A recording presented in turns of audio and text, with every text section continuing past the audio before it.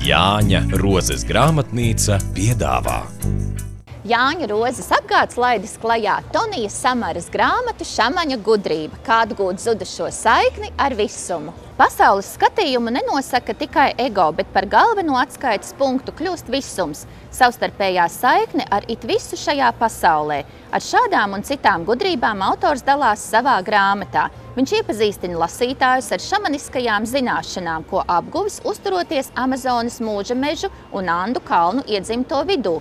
Stāstot par dziedināšanas praksēm, sapņu tulkošanu un veselīgu uzturu principiem, kā arī aprakstot elpošanas un fiziskos vingrinājumus, kas veicina garīgo izaugsmi, autors mūs iepazīstina ar senām gudrībām. Grāmata būs noderīga ikvienam stresa nogurdinātam rietumu kultūras pārstāvim garīgā un fiziskā līdzsvara atgūšanai. Šo un vēl citas grāmatas meklējiet visās Jāņa Rozes grāmatnīcās.